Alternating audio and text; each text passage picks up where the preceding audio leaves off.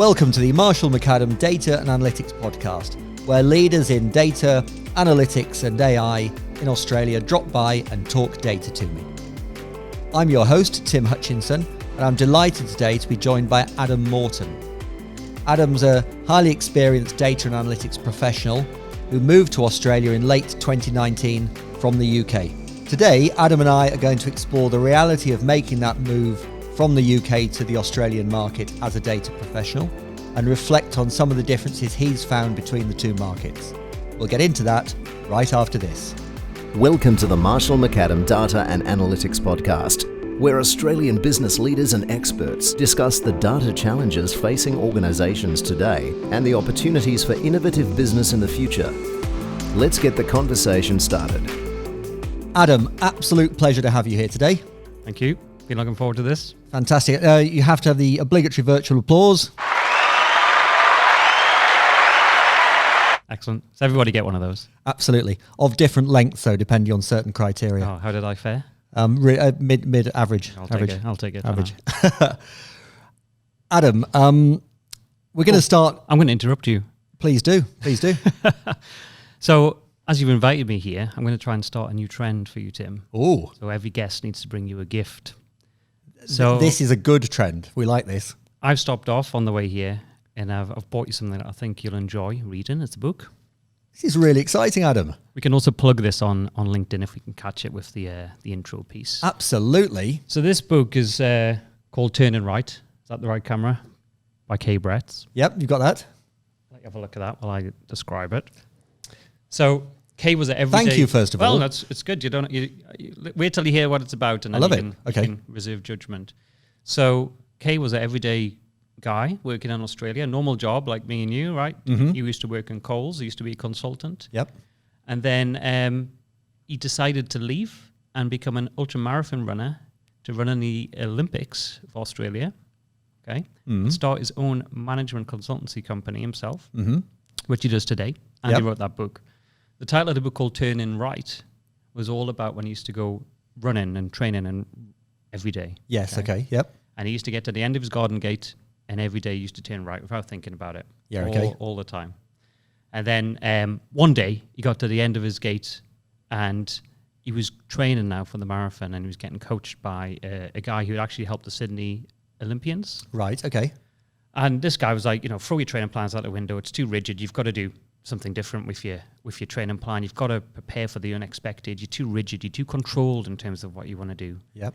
And so that resulted in him turning left or turning right, whichever one it was, right? But the fact is, he broke out of that cycle, and through doing that and letting go of the outcomes, he achieved unbelievable performances, and then decided to leave his job. And how exciting is this? So I'm expecting big things from you. So first of all, thank you.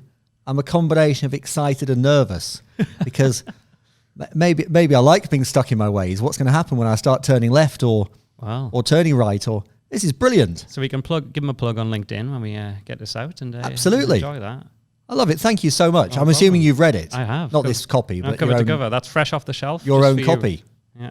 Fantastic. Thank you so much. And yeah, to anybody listening or watching, I think that's a very good trend. So I thought you might agree with it. I'll look forward to future gifts. Fantastic. Thank you, Adam. Now, before we get into the the hardcore subject of data and the move from the UK to Australia that you've recently undertaken, always like to talk about the person themselves. And in the interests of sort of disclosure, I met you whilst selling you a VW Golf. Sounds very dodgy now, doesn't it? So first of all, would you recommend buying a used car from a recruitment consultant? Oh yeah, I got a great deal. Fantastic. There you go. However, when I phoned you back, you've already sold it. It's gone. You've gone up in the world to an Audi. Correct. I think that's up in the world from a Golf to an Audi. Yeah. And it got me thinking, because I know my cars. They're all in the Volkswagen group, along with Bentley and Bugatti. Yeah. So is this the journey you're on? Well, I hope so. I hope so. It's a good trajectory anyway, isn't it? But it's a big step up from an Audi to a Bentley. So we'll see you've got the book, you've got the roadmap, got the mindset. You've got the mindset. Let's do it next time. You have to invite me back if I get a Bentley. Bentley next time, then Bugatti. Good deal. Now we also did a bit of prep together, and this intrigues me. Talk to me about Talk to me about this Ironman. Well, so since I was really young, I always had a real fear of swimming and of water. Mm-hmm. Could never swim, or all my life had it. Classic Brit. Even the deep end of the pool, though, I was like a real phobia of being at my depth.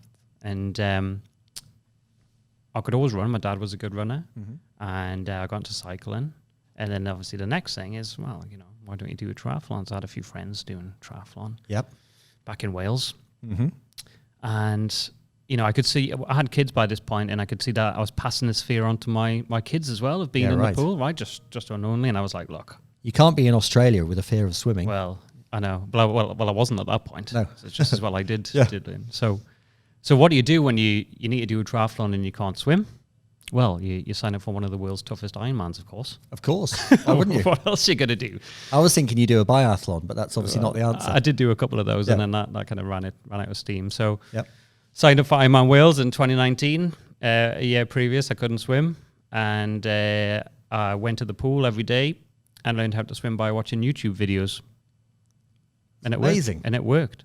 So I watched YouTube videos in the morning. Right. I learned how to swim in a pool. Yep. And when I first started, I couldn't even swim a length without stopping. I used to get water on my ears, on my face, and stand up in the pool, in the hotel pool, and like people just looking at me like, "What's this guy doing?" Absolutely.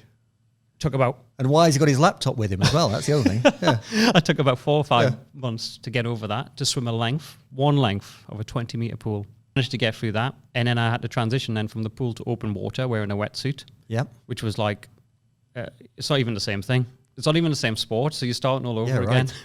Right. You can't even see. It's not like here, swimming here, like it's like Hollywood. In Wales, in the River Taff, you can't even see your hand in front. No. Like a meter billy. The survival technique, yeah.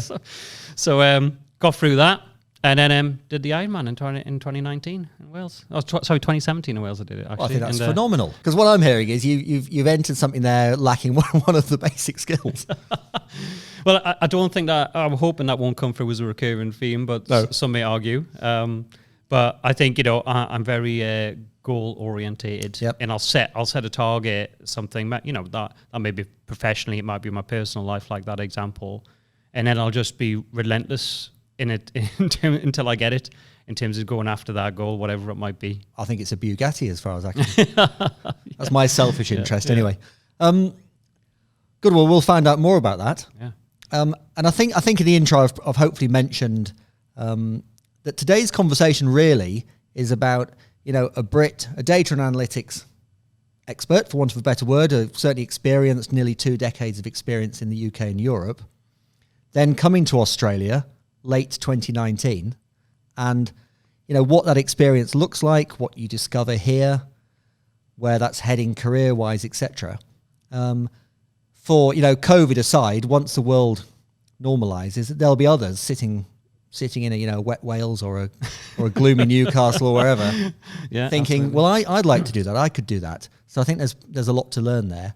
But the difference in the markets will be interesting. Yeah. So let's start perhaps when that hopeful, excited young man in 2019 is boarding the plane. What's he bringing with him, apart from family and a few possessions? What are you bringing with you experience-wise? What got you to that point? Started a multimedia computing degree course. Okay. I did the first year, and then I actually started like a summer job for Lloyd's Bank, Lloyd's TSB as it was then. Yep. Looking after like an MI team. I mean, I'm like 20 now, right? I'm looking after an MI team, like management information, right? And I was about to go back to do my second year at uni, and they were like, oh, how about you just stay and we just give you this permanent job on like, I don't know, 22K a year. And so, and then that kind of set me on that trajectory then of technical expertise. And when I was 24 then, I started contracting and did a telephone interview for a contracting position and got the job after never having hands-on experience with the tools. And not a lot of people know this, right? Yeah, okay. Like 1 or 2 people know. When I was 24 and started contracting, I was so determined, I just had a thirst for knowledge and I just wanted to understand it all. And so I used to get up like an hour before work and I used to study the book for the certification and then go into work and then work on the bloody thing. Yeah, right.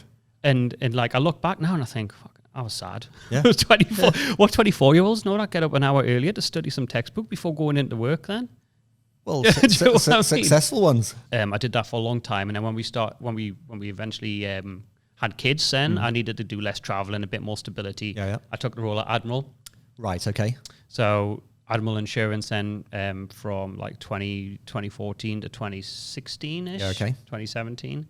And Admiral were one of the biggest, and they were consistently ranked as one of the best companies to work for in the UK.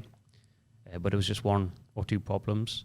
I know they didn't have any data warehouse. Yes, okay. That means no jobs. Yep. And I didn't know anybody there at all. Yep, okay. And so I kind of targeted wanting to work there, but I wasn't really sure at the time how I would get in. And about 2 years after I made the initial kind of, goal to get in there, all of a sudden a job appeared around data warehousing, very basic job spec. I went in there and I had the interview, and it turned out that they were doing the biggest multi-year transformation project they'd ever done in the history of the company in 20 years. Okay. And it involved selecting the vendors, building the data team, establishing a new data warehouse from scratch. And so I got in there, and basically it was a case of we did the full vendor selection. We had to build a data team from scratch, data teams, testing teams. There was like only internally in the organization about 3 or 4 people that did reporting. Fast forward 18 months down the line, we'd spent a large amount of money doing the whole transformation, and data warehouse is just one component of that. We built a full data team end to end. And then I moved into the head of data role there, which is like a first generation head of data role. So there was only so much that you could do in that role organizationally.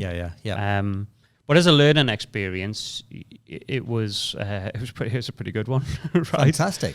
So by the time you, as I say, board that plane, you've essentially had a head of analytics role for a FTSE 100 business, and you've also supplemented that with a lot of contracting work.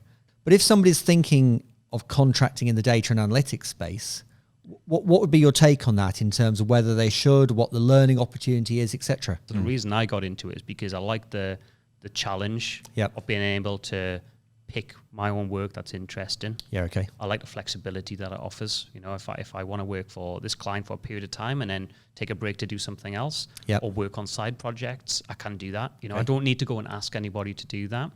So you get the variety, and the money comes as a byproduct of doing a good job first and foremost. Absolutely, I've seen people target the money and then they're kind of not really that invested in the work that they're producing for the client. So I guess that was the first point. Make sure your motivation is right. I think the second thing is you're responsible for your own learning and growing. You need to go in there with a growth mindset. But this was my next question, which is who do you learn from in that situation? Or are you again reading books at 6 a.m.? Oh, I think the world's moved on a little bit since then, and I think there's not one way of learning that suits everybody, for example, and I kind of consume information from a wide variety of places. Day-to-day experiences working with people, on the job, you're picking up stuff there. I had I was very fortunate that I worked with some of the best CDOs and stuff in the UK, and that stuff just rubs off on you, and it's and that was really beneficial. Stuff you don't realize at the time, but when you reflect on it and look back, you're like, oh, absolutely. How would this person deal with this situation? You know? So there's that, and then with some of the stuff online now that you can subscribe to, you can get hands-on with the tools with no kind of risk very easily at quite a low cost. But you have to be motivated to do it and to seek it out. It's not going to come to you on a plate, you know. And I think not everybody. It's moved so fast now that not everybody can know everything about all the tools and technology. It's so diverse, and so there's always going to be an element of ambiguity and stuff that you just don't know. Potentially when you're walking into a client on day one, and you've got to be comfortable with that in yourself, that you can back yourself, you know how to close those gaps and kind of work it out, you know. So it's more of a vocation for me. You know, people say about nursing, that's a real job, right? Let's make that clear. People say nursing's a vocation, but for me, if you're going to be an IT contractor, that's a vocation. You know, you're running a business, you've got to pay your taxes, you have to support yourself and potentially your family, and you're responsible for delivering an end product. And your reputation is based upon that. Absolutely. I used to work with people, Tim, where their contract used to be running out in 2.5 months' time, and they used to be panicking at that point. Am I going to get renewed? Am I going to get renewed? Those people should stay on the permanent side of the fence. Absolutely. You know? Absolutely. Just on a very specific point, you mentioned to me a few days ago that you actually came to Australia via a global talent visa, which I'll be honest with, I've never heard of a global talent visa. But for others who are trying to make the journey, what is that? Yeah, so I didn't know about this visa until I just had a look around, and I can't even remember. I read an article about it. I was just looking at random ways of getting in. Never heard of it. Right. Okay. Yeah. And then it came up, and it was like there's 5,000 places on that particular year, and it was targeted by the Australian government at high growth sectors, fintech, ag tech, and one of them was data science and advanced analytics. You had to earn over a certain, or prove you could earn over a certain threshold, so you could sustain yourself here in Australia. Yeah. Which kind of makes sense, you know. Yeah. It's kind of a good point to put in there. Yeah. But also, it wasn't targeted at people like me. It was targeted at like people that had doctorates and were producing final papers, who'd published research papers in magazines. Yeah. Right. Okay. They had representatives pre-COVID in all the countries to capture that talent coming out of universities. Yeah. Okay. And talk to them about bringing them into Australia. But because they couldn't do that, because it was everything was locked down, nobody could come in from offshore. I just saw my opportunity there, and there's no harm in submitting an application. No, absolutely. Right? So, and that's probably the most lengthy, time-consuming part of it. You have to build a portfolio of evidence to show that you're. I think the term is internationally renowned, Tim. Right. Okay. Okay. That's exciting. So you have to demonstrate that. So obviously I was clutching at straws a bit, but no. So I had to go back and get in touch with a lot of people I work with over the years and say, look, could you write me like a reference letter to say the work I'd done and what I'd done on that space. Yeah, okay. There's no guidelines for this, Tim. There's nothing online that you read and say, this is what you need to put, this is what they want to see. It's just down to yourself.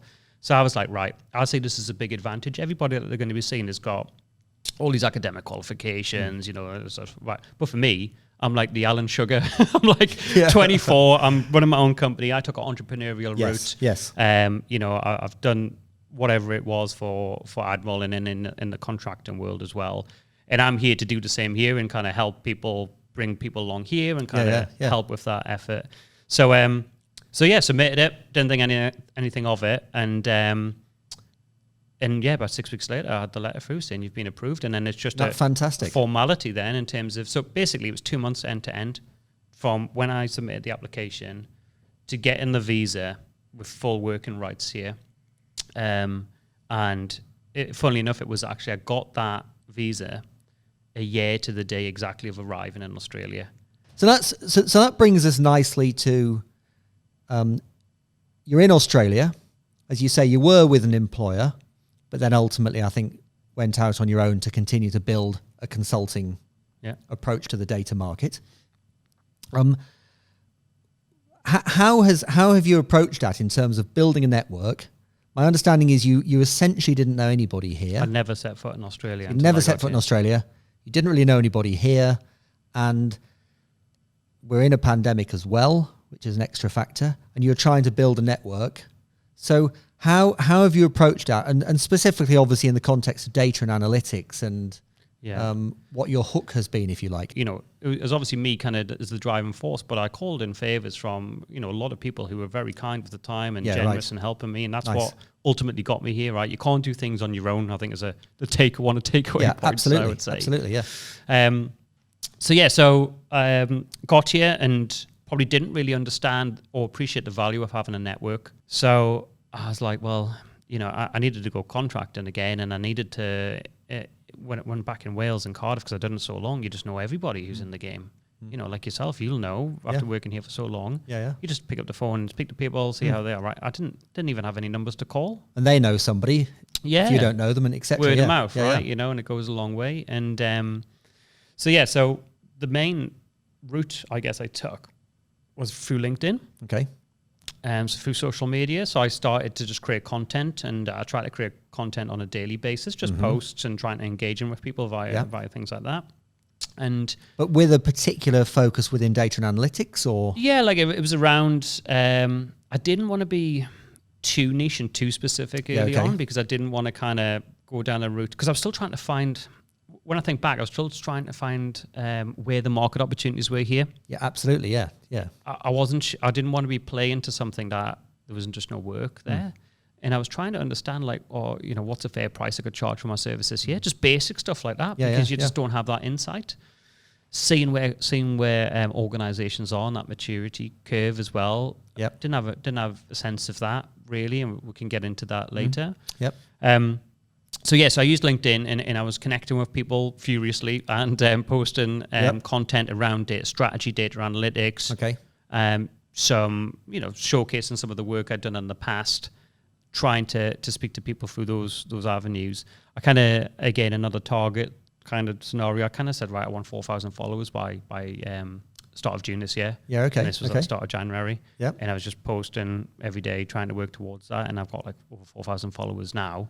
Probably bet about 10% of them. Yeah. But hopefully they're getting some value out of what I'm posting. Yep. But yeah, so I was trying different things. Like I was writing, little articles about the future of working in data analytics and what that might look like. Yep. Just trying different angles and different avenues to see what would resonate with people as I went along the way.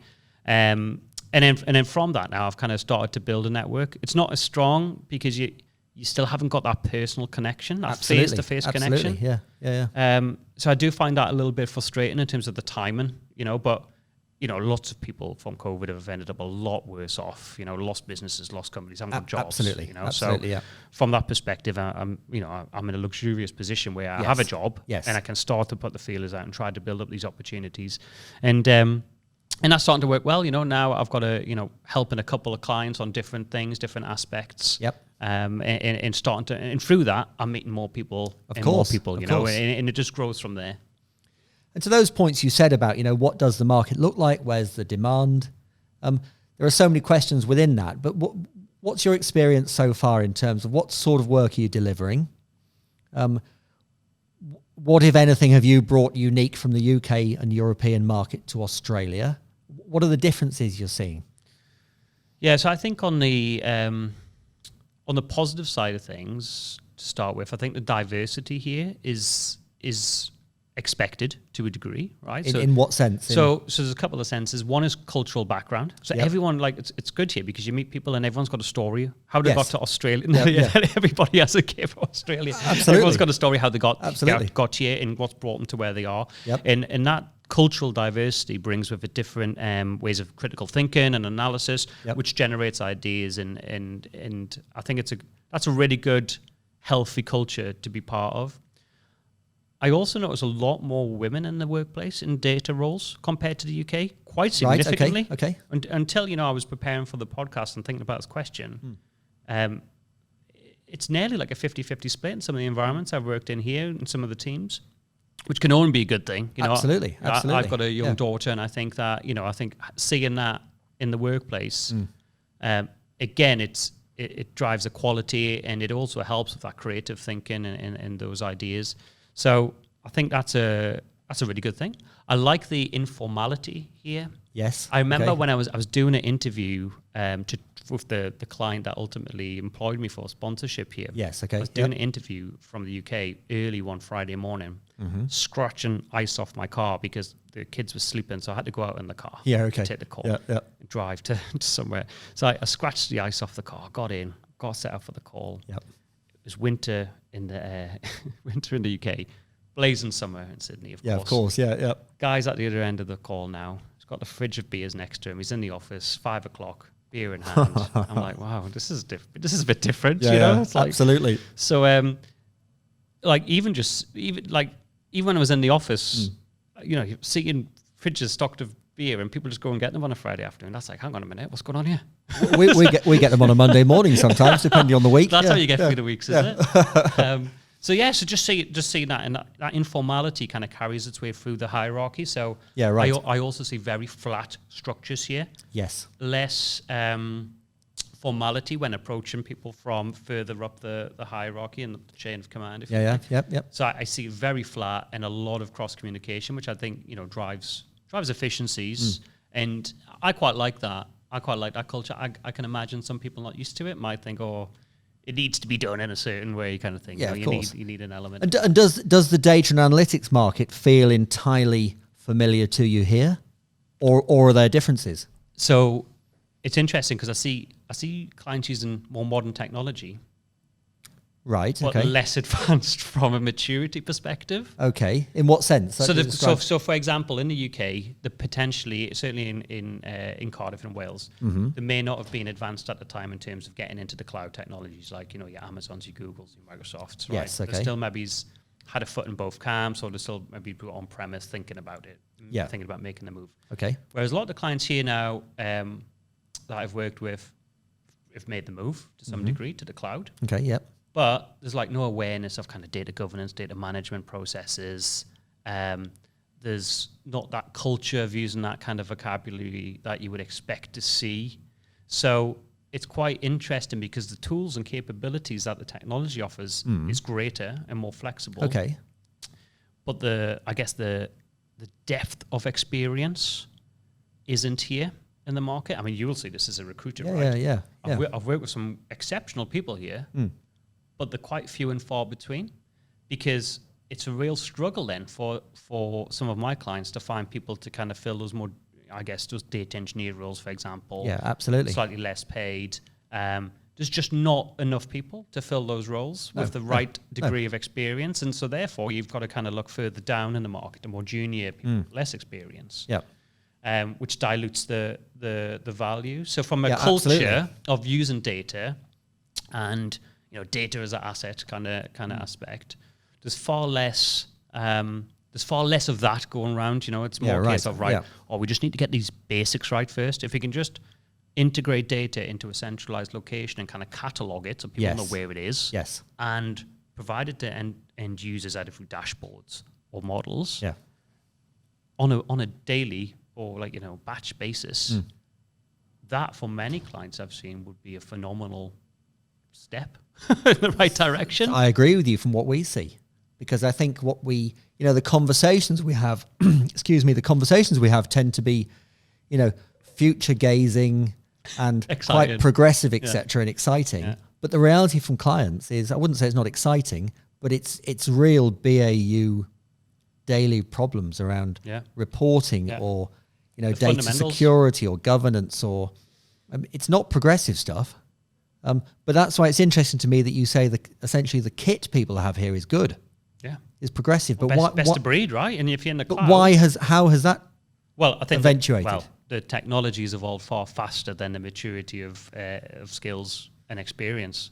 So, but you're suggesting that from what you've seen, that it's more advanced here than in the UK market in terms of in South Wales tools. and Cardiff. Yeah, so I would imagine if I was comparing London, for example, with Sydney, the technology advancement of the companies there would be far greater than Cardiff. I mean, South Wales is not traditionally a hotbed of tech innovation, but that said, it's probably changing actually. Of course, it's changing. I'm still talking. I mean, I've been here 18 months now, so I'm talking. 2-3 years ago, we started to move stuff to the cloud, but again, it was very kind of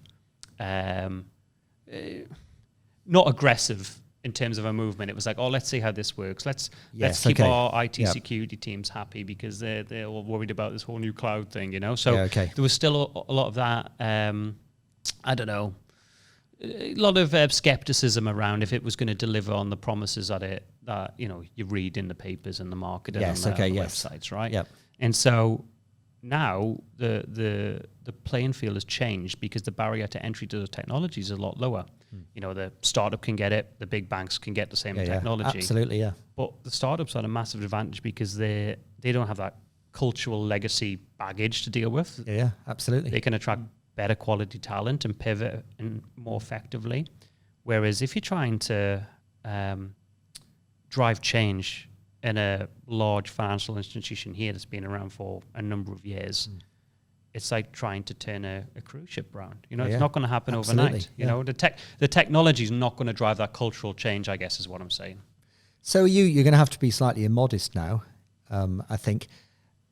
Have you brought something, perhaps not unique, that's a strong word, but have you brought an attitude to the party here with clients you're working with that is kind of moving the dial? What I would say is that in the UK, I got really good success in terms of like an execution model to demonstrate the art of the possible. So what I mean Okay. by that, so let me describe it. Let me make it real for you. Yep. So I guess in the Is that the name of the future book? I'll have to take Yes. notes. I'll have to listen back to the recording Yeah, of yeah, all of this stuff.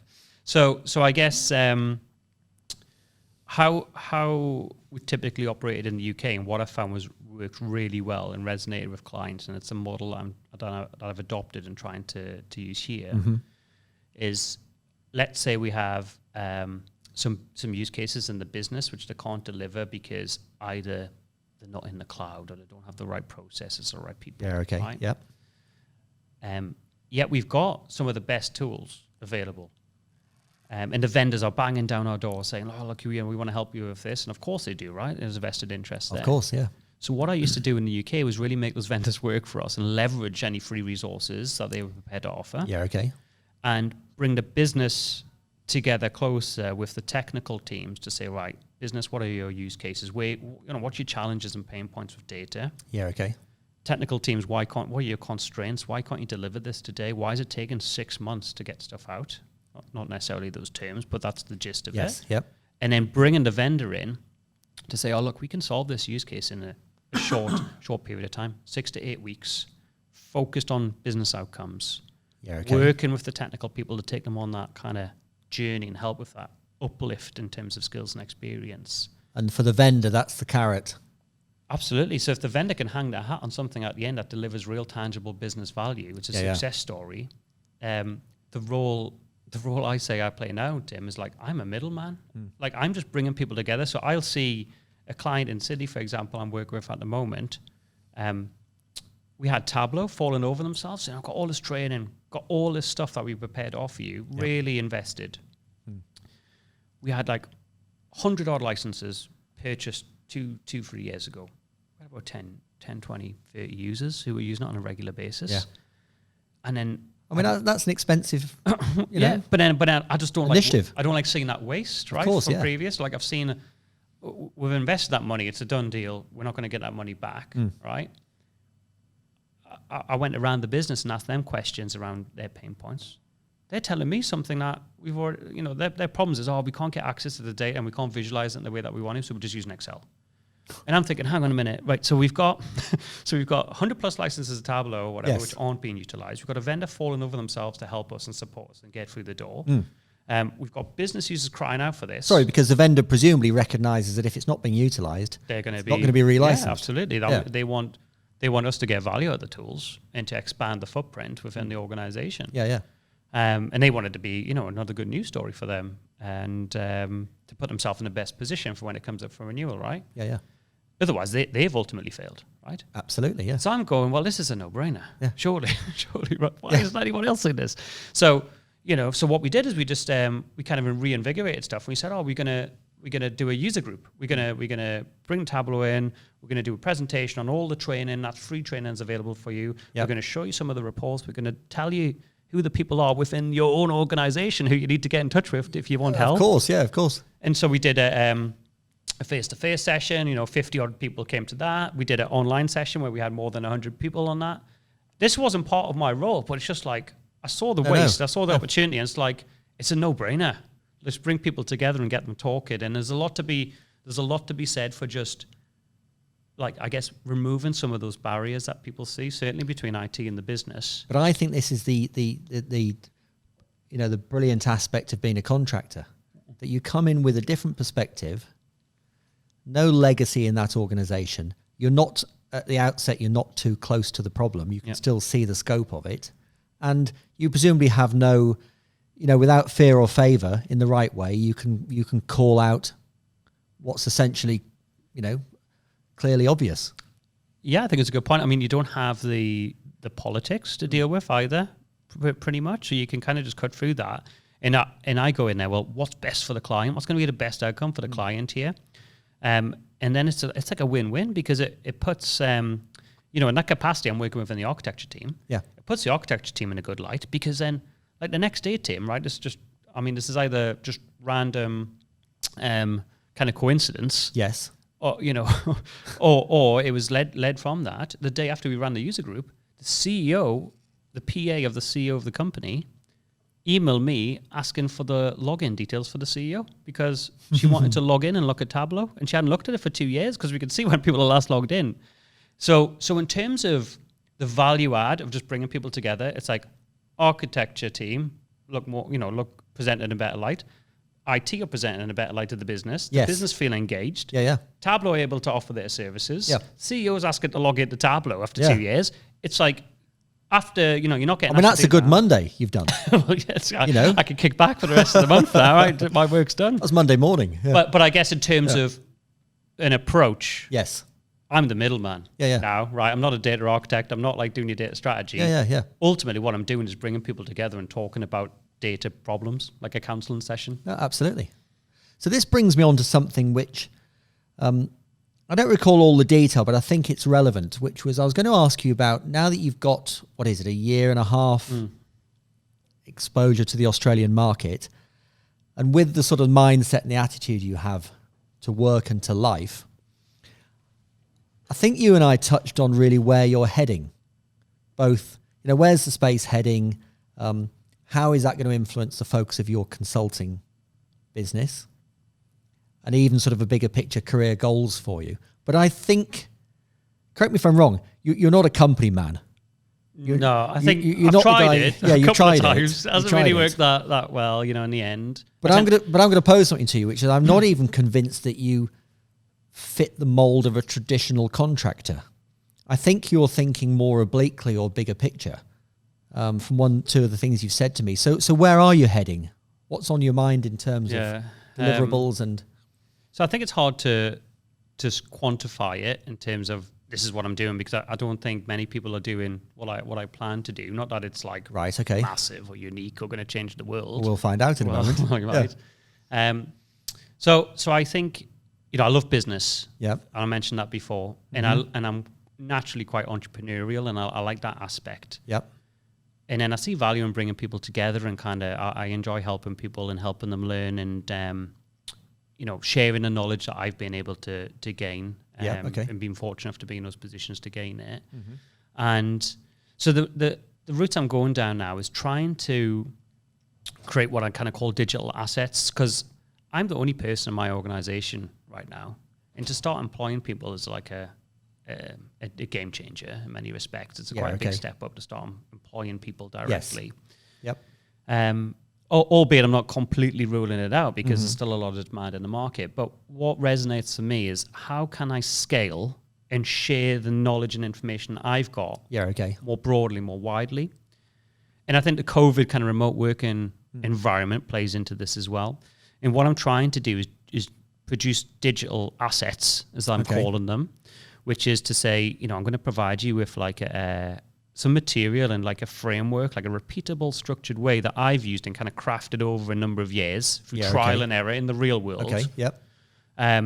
How can I then give you the tools and knowledge for you to be able to do that in your own organizations? And so an example of that, might be like a capability maturity model assessment. Mm-hmm. It's a common thing that's run across, a number of businesses, but it's quite theoretical. Like if you Google that, you're just going to get a lot of like very high level stuff that's really hard to apply to your environment. Yeah, absolutely. And that used to always be my frustration, Tim, when I was looking at these things. I'd always there'd always be this kind of I guess consultants would come in the UK when I was working at Admiral and say, we've got these accelerators or these frameworks, and they just sounded so theoretical. I couldn't kind of grasp what they were. There's a lot of frameworks and toolkits and methodologies. I want something that's real. I want something I can take today and implement tomorrow and get value from. Yeah. And I couldn't get that out of the guys, because I wasn't really sure, is that real? Is that going to add value? What does that look like? And so now I'm trying to distill what I've learned and trying to give something to people which is like practical, actionable, and they can literally go through the course today and implement it in their own organization. So what might that, I appreciate it could be a whole host of things, but what might that be as an example? Yeah, so like if we took that capability maturity model piece for data and analytics into, I would typically use that particular component as part of a data strategy project up front, and I would use that to assess the current data and analytics capabilities across a number of areas. So what I would provide them with would be the material, which would contain a framework of specific capabilities. Yes, okay. a scale that you would score them on, Okay. and how you would use that and the approach that you would take then. So, for example, you would need to engage with these kind of stakeholders typically within the business. These are the kind of challenges that you would have. Yeah, okay. These are the questions that you should ask. And this is what each of these capabilities actually means in the real world, Yeah, right? exactly, For you yes, to yeah, evaluate yeah, it. yeah. And being able to do that gives you, it makes sense to do that one first, right? And that's why we do it first, because it's like, well, you need to understand where you are today and where you want to get to as an organization before you can start plotting that out on a roadmap. And that offering is applicable to any business at any stage. Absolutely, Yeah, and it's designed in that way that you can do it at the outset, work out where you want to be, run it for 12, 18 months, and start delivering it at the value as the business is kind of investing small chunks of it. Yes. You can then pull it out again, right? I'm going to run this assessment again in exactly the same way as I did 12, 18 months ago. Yep. And then you can go back to the execs or the CEO or whoever it may be and say, look, these capabilities now have shifted from this area, this score, to this score is a direct consequence of the work that we've been doing. Yes. And that's led to these business outcomes in terms of, either that's customer retention or saving money, making money, you name it, Well, what I'm thinking here is a bit like the way, the use of data has been democratized in organizations, and there's, I can't think of the terminology, but, data capability for all. Mm-hmm.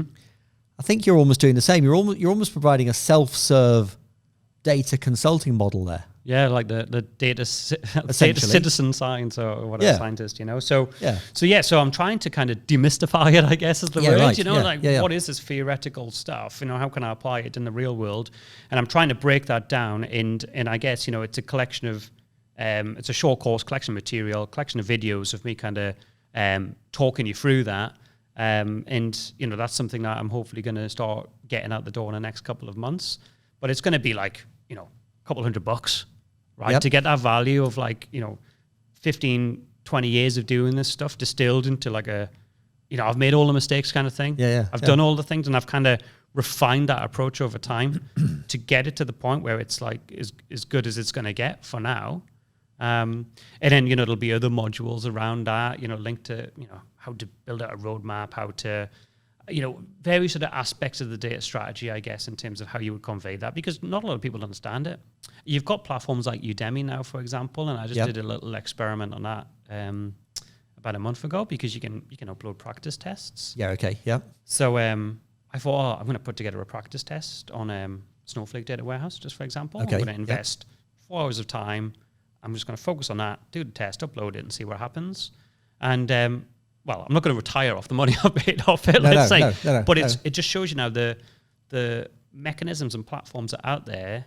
And have users sought out your test? And yeah, I've had 2,000 plus students take up the course so far. Well, I mean, that's phenomenal. In a month and a bit. When you said 2 and then paused, I thought you were going to say two or 3. Yeah. For 2,000...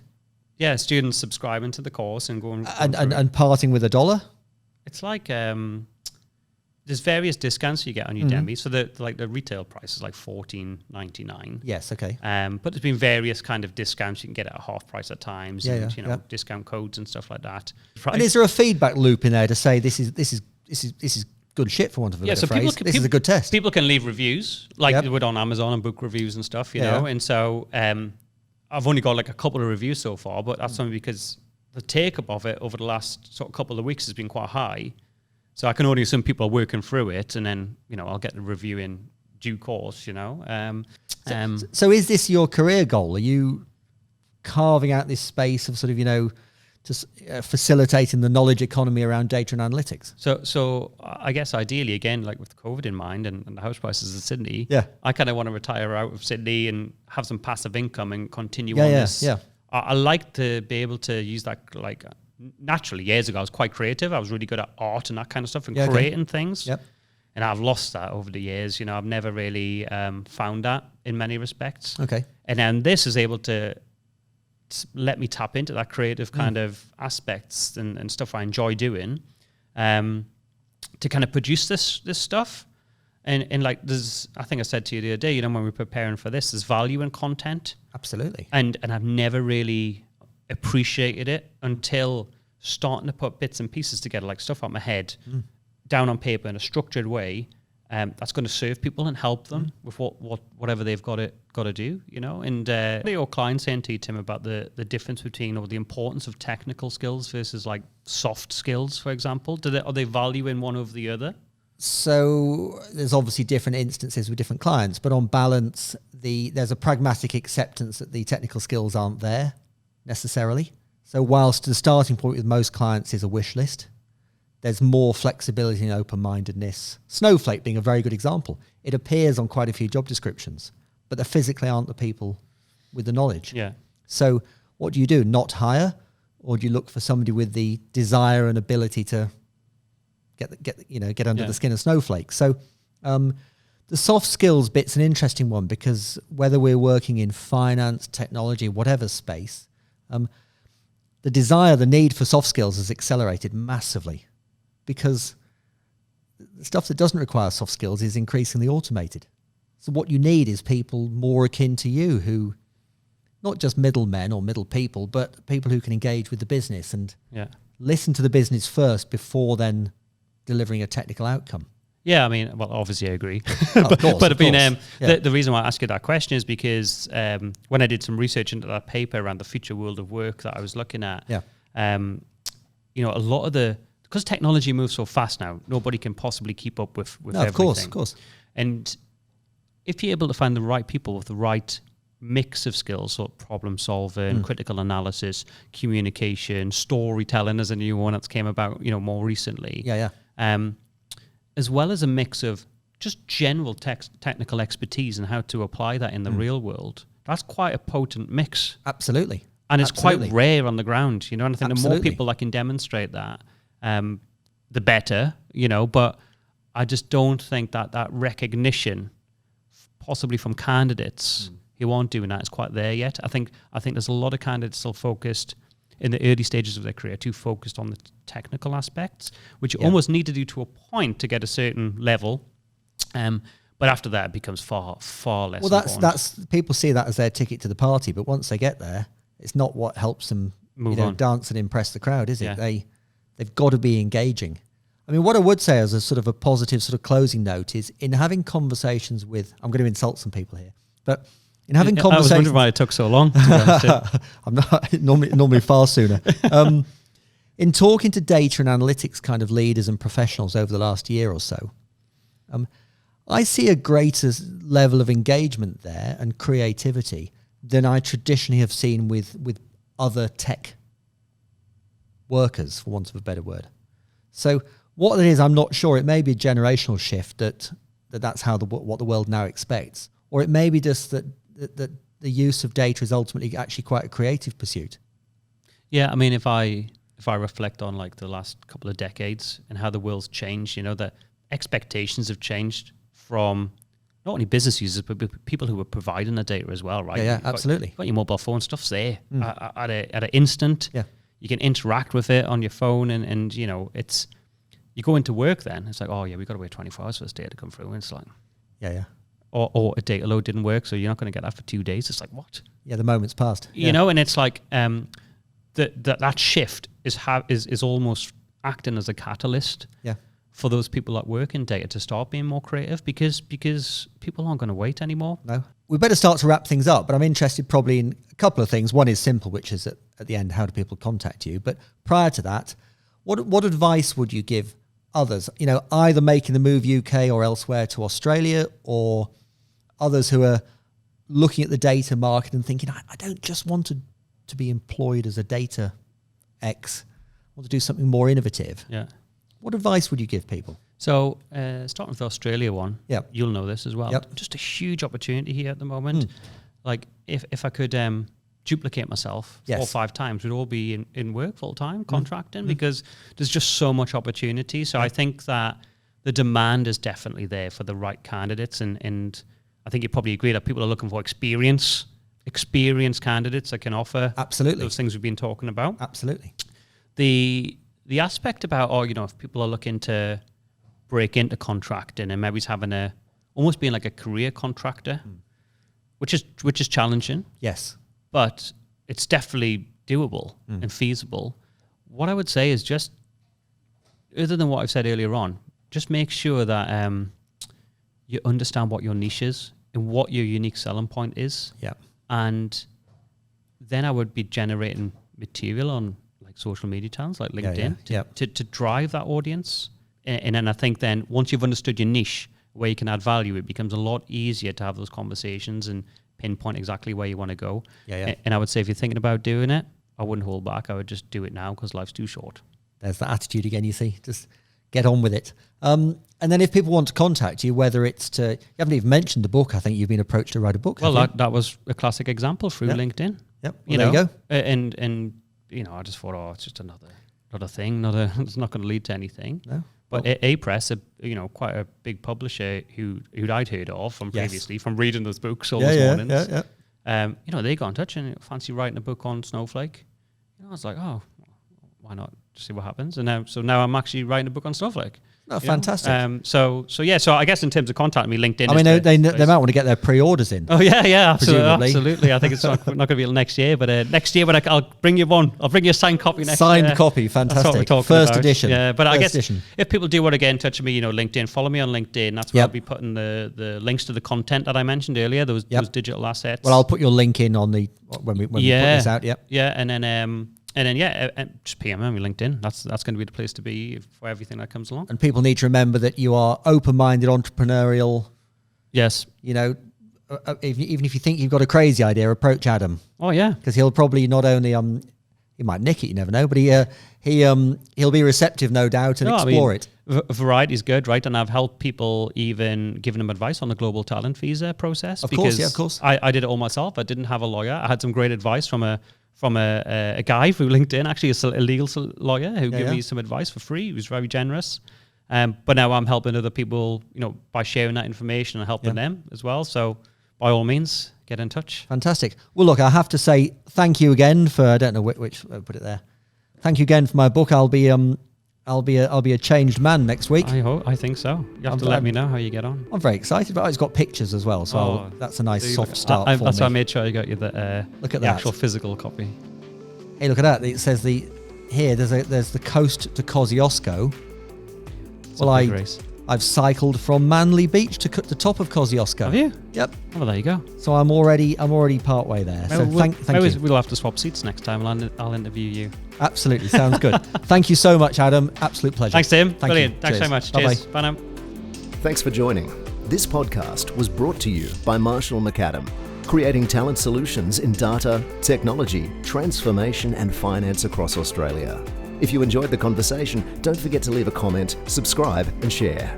If you'd like to get in touch with the Marshall McAdam team, simply send an email, visit the website, or connect on LinkedIn. Contact details can be found in the description.